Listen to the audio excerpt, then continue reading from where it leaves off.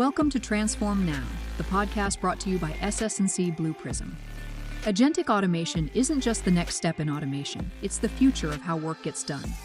By enabling intelligent, autonomous agents to take action, adapt, and collaborate, organizations are unlocking new levels of productivity, growth, and customer delight. Join us as we explore how agentic automation is reshaping work for the better, for customers, employees, shareholders, and most importantly, you. To stay on top of the hottest topics in the world of agentic automation, subscribe now. Let's get into the show. Hello, everyone. Welcome to Transform Now. I'm Brad Hairston. And I'm Michael Marchuk. And this is the weekly Pulse Check. We're taking a look at what's happening in the news around automation and AI. And as usual, there's more news than we can handle. So so much time we have associated for this. So yeah. That's why we have to do it. We have to do this every week. Let's do this every week, shall we? You could. We could do it every day, and then we wouldn't have time to do our regular jobs. But so we picked out 6 of the headlines that caught our attention. Michael, let's go ahead and jump right in. All right. Article number 1 comes from the Register, and the title is Microsoft teases agents that become independent users within the workforce. So Microsoft is apparently preparing a class of AI agents that will exist in enterprise systems as if they were users. So they would get a dedicated identity, they would get an email and a Teams account, they would get placed in the org chart, the full spectrum. So Michael, what's your take here? Is this a significant shift from assistance to autonomy? You know, that's a good question. I think looking back, even in the RPA automation days, this was something that we had advocated for, is creating a separate identity. And the purpose behind that identity that would be working is that you could trace back for accountability. Yeah. So as work is being done, if it was done by an automation, that would have its own identity. You could go back and go through that very specific log to verify that things that were done, et cetera. Yeah. So I think this is sort of legitimizing that viewpoint that these AI agents are going to be coworkers in probably every sense of the word. Now you see this, and I know one of the other articles we got coming up, a little foreshadowing there, is going to talk a little bit more about that. But the idea is that Microsoft bringing this to bear is a big legitimacy factor for this concept that they are truly coworkers. Now, the challenge that you have, and I think that everyone's going to have, is that nearly everything is licensed on a per seat basis. So especially when you start talking about any kind of ERP system or whatnot, these are per seat basis kind of things. And, when you have another 10,000 AI agents show up tomorrow because you've licensed that many, all of a sudden, how does that per seat license work for standard applications? Right. Now, the way Microsoft is putting it for Office 365, your Agent 365, or whatever this is going to be called, is going to include those licenses as part of it. So thankfully, you don't have to relicense the Office suite and whatever to do that. But this also puts in another level of, another complexity for IT teams who now have to support another 10,000 users tomorrow, kind of thing. This becomes a bigger deal and how they manage it. So it'll depend on how Microsoft kind of rolls this out, but it does sort of set the stage for this, as you mentioned, autonomous worker moving more into the mainstream within organizations. We'll just have to see how the licensing stuff works its way out, as well as the management of this, because, it's great to say this, that, hey, Brad, you're going to have, 50 agents, quote unquote, reporting to you in the org chart now. What metrics are they going to use now to evaluate you in managing your workforce and the amount of work they're getting done? Are you ready for that? There's all kinds of questions. So anyway, interesting concept. I like the way it's headed in terms of this idea that they're separate coworkers. I think the logistics, we're going to see how it goes. Yeah. Yeah, it feels like yet another Microsoft, innovation that sounds very cheap and, just it's included in your what you have that ultimately will bring more cost with it once you begin to use it, in earnest. Otherwise, they wouldn't have created it, I don't think, unless there's revenue attached to it. But we'll have Well, to. you can't say that because we had Microsoft Bob for the operating system, and we also had Clippy. So there's plenty of things that came out of Microsoft that I wouldn't say they know exactly what they're doing, but it's a good direction. Yeah, exactly. So what happens when your agent sends you an email that you didn't expect, or it accesses data that you didn't anticipate? I mean, these Oh, are it's never precedents. going to do that. It's never going to do that.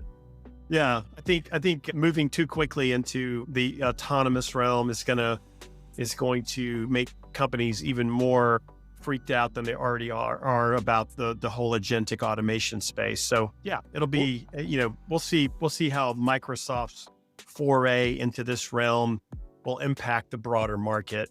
They often do things a little bit ahead of others, and we'll see if this has that kind of influence. I'm just waiting for all of my agents to send me an out of office message. Yeah, there you go. There you go. Let's go to article number 2. This is from CNN. The title is Vibe Coding is named Collins Dictionary's Word of the Year. Now, I would say it's more of a term than a word, but that's just a technicality. Listen, what are you, some kind of word guy or something? You're making just the semantics here. Come on, Maybe. it's a dictionary. They can do whatever Yeah. they want, right? Yeah. So language does often mirror technology shifts, and this is another example of that. So yeah, Collins Dictionary has chosen vibe coding as their word of the year. And vibe coding we've talked about quite a bit, but it's the use of AI prompted by natural language to assist with writing computer code, basically.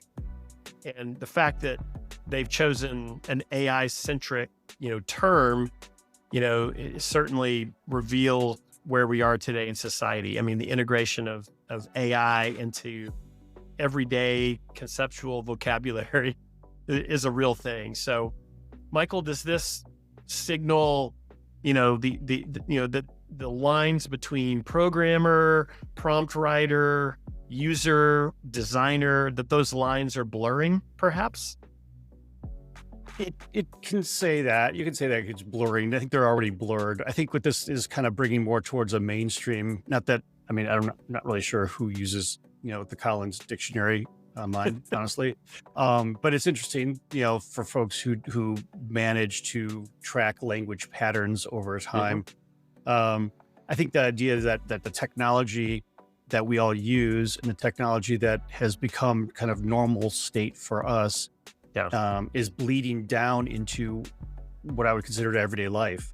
So I can't imagine grandma's going to be vibe coding anytime soon, although you never know. I mean, she may just say, I'm tired with the knitting needle, so I'm going to go to vibe coding. But it's interesting to see the ideas that are kind of filtering in to more modern society. So they also mentioned a bunch of other words that I just have to bring up because I thought they were very interesting. So they talk about broligarchy, which refers to a small clique of very wealthy men with political influence. I thought that was very interesting. Another one, which is a word they used, I think it's more of an acronym. It's called Henry. If you call somebody a Henry, it's a high earner, not rich yet, which I thought that was good. And then the whole idea of task masking and micro retirement, and task masking being giving the false impression that you're being productive at the workplace. And the other one is taking breaks between periods of employment in order to pursue personal interest, micro retirement. So you have, I wasn't necessarily let go from the company because they folded, but I was in a micro retirement for a certain period of time. Now I'm out of micro retirement. I'm going to look for another job now since I've exhausted all of the funds I had prior to micro retirement. So anyway, interesting language use for sure. Yeah, definitely interesting language or new language as this entered the Collins Dictionary.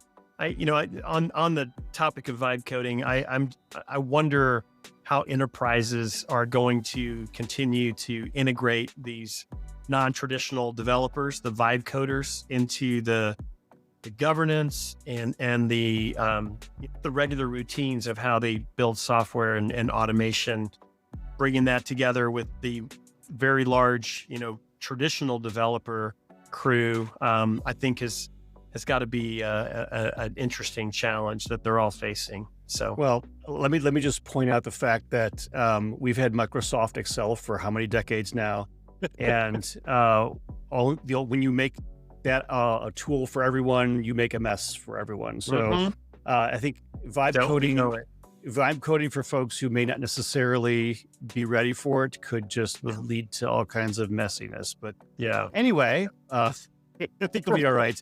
We'll be fine. We'll be fine. We will.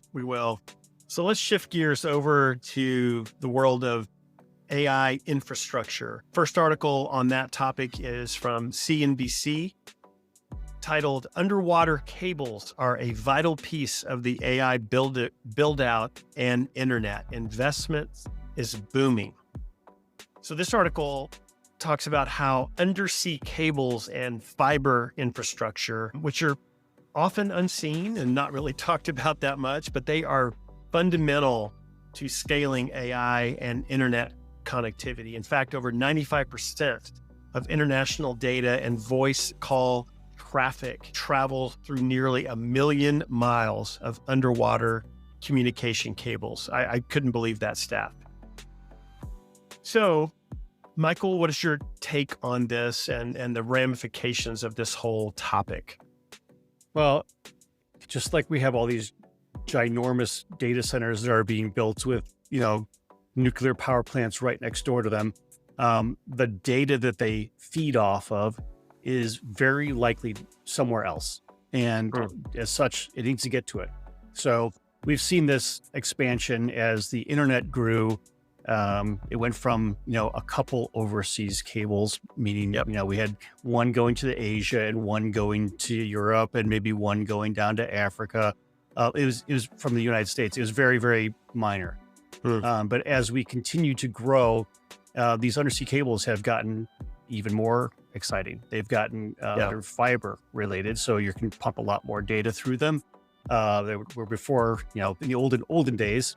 So the first one was in France in 1850 across the English Channel to be able to bridge that, allow them to have phone calls and whatnot.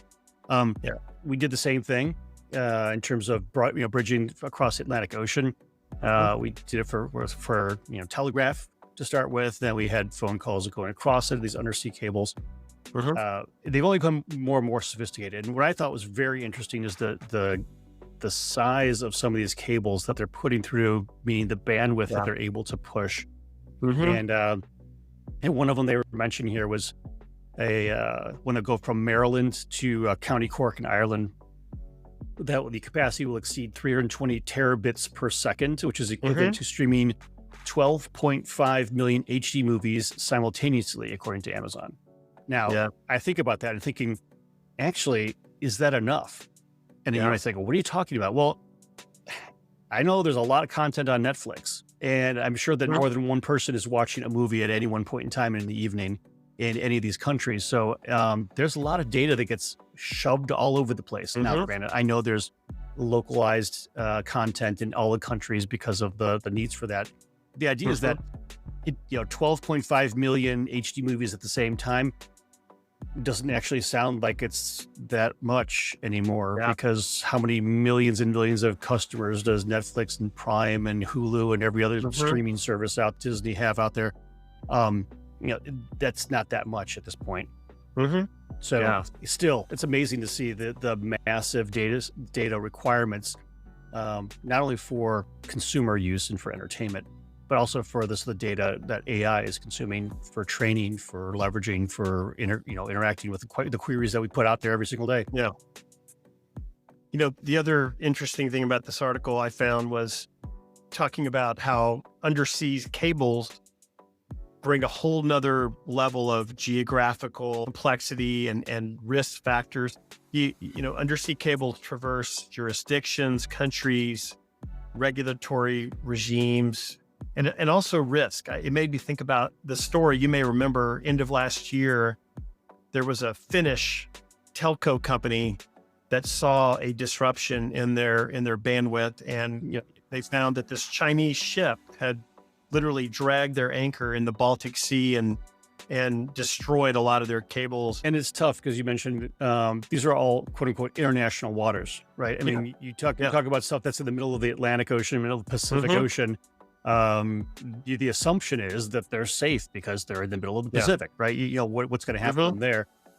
Besides the natural phenomena, I mean, you all know there's all kinds of tectonic plates that go across our world.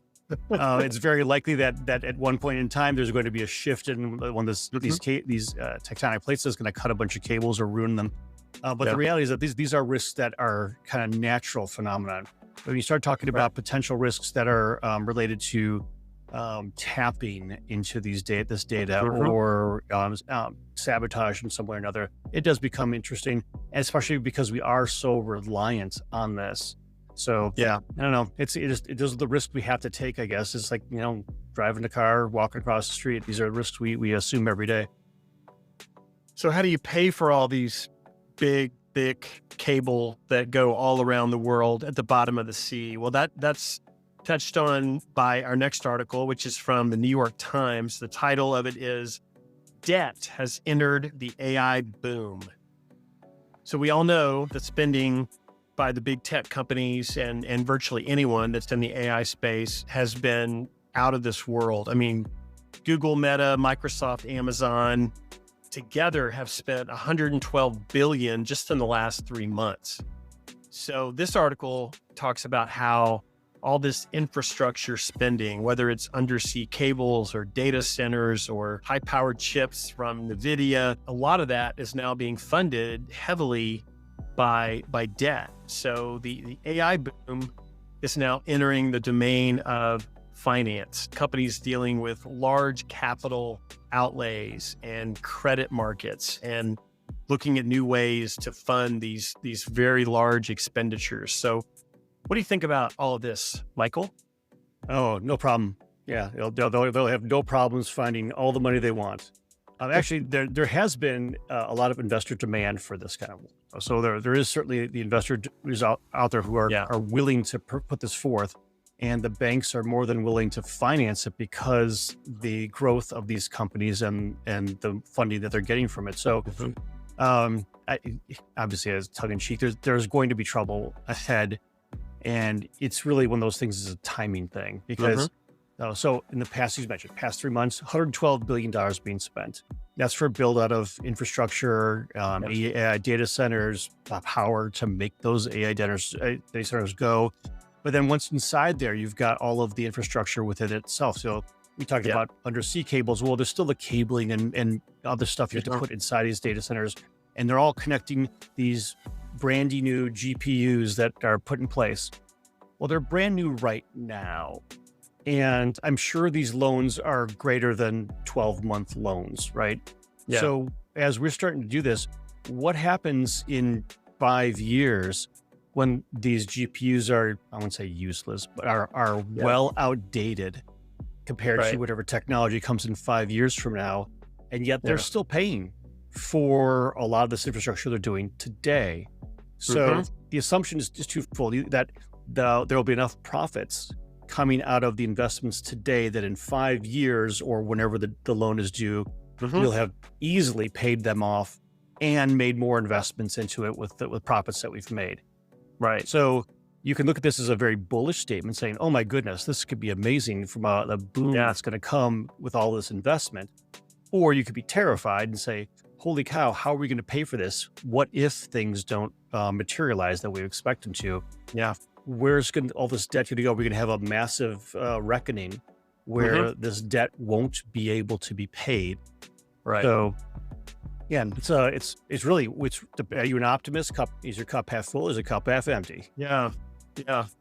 Well, there's a gentleman named Stephen Klein. He's an AI influencer, and he's a professor researcher at UC Berkeley, and he wrote a very interesting post on this whole topic recently, and he talked about how in the .com crash or in the .com bubble, 80 million miles of fiber optic cable was put in place. And by 2005, 85% of it was unused. But then the bandwidth cost really, really fell, like 90%. And he is projecting the same thing. We're building a massive overcapacity in compute, but eventually that means we're going to have cheaper inference for the next generation of builders out there. So he does agree, like everybody else.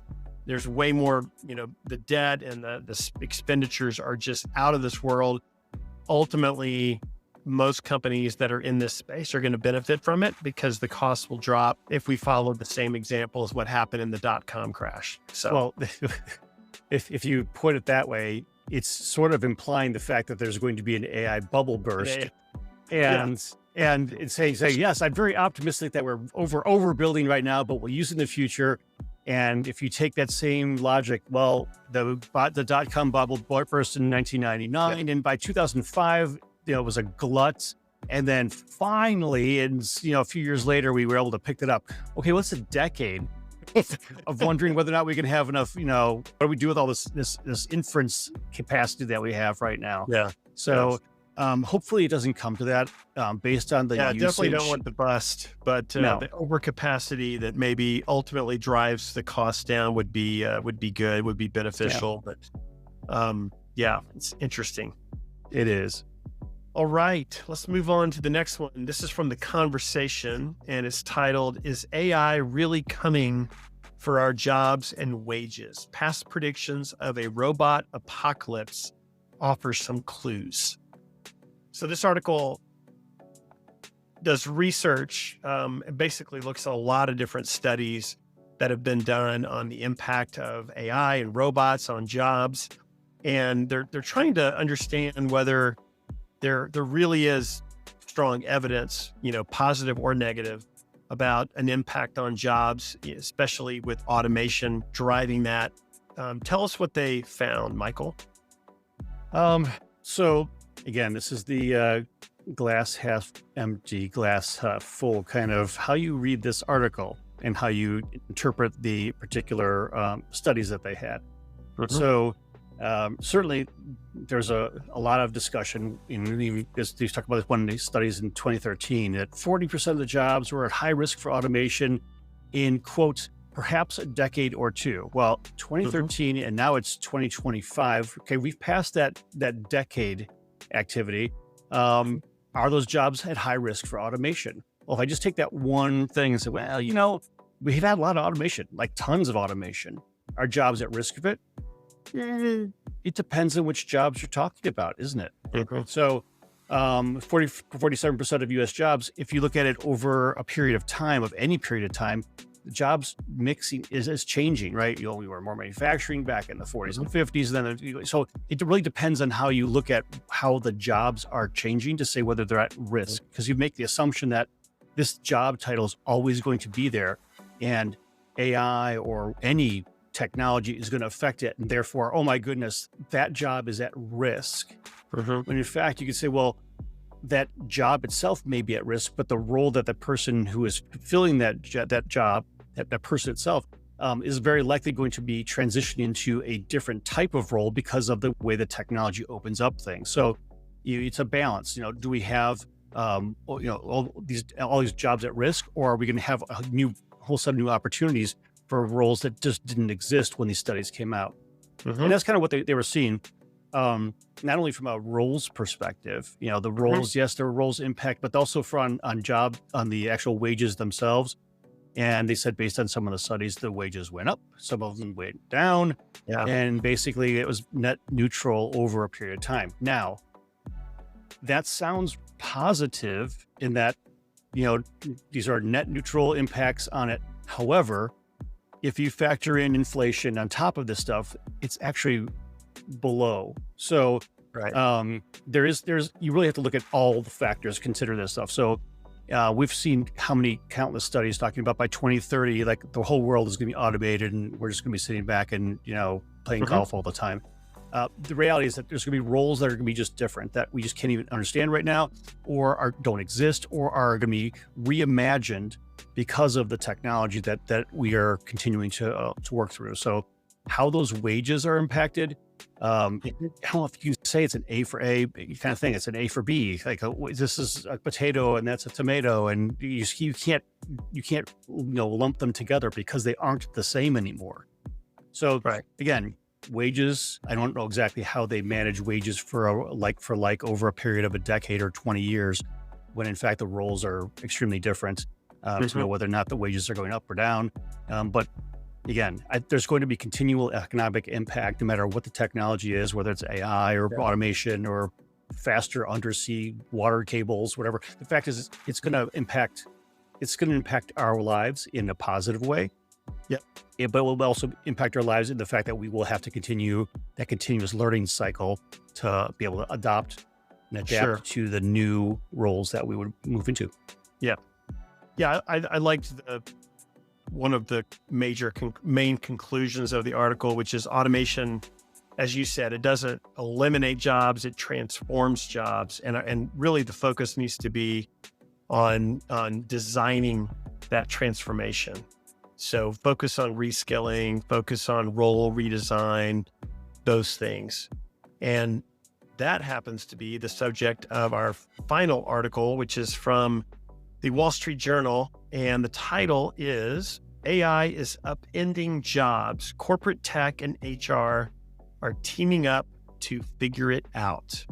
So this article talks about the fact that corporate tech functions and HR departments are starting to get friendly with one another and pair up and figure out how to manage all of this AI-driven workforce change. So Michael, this one is right up your alley. Give us your thoughts.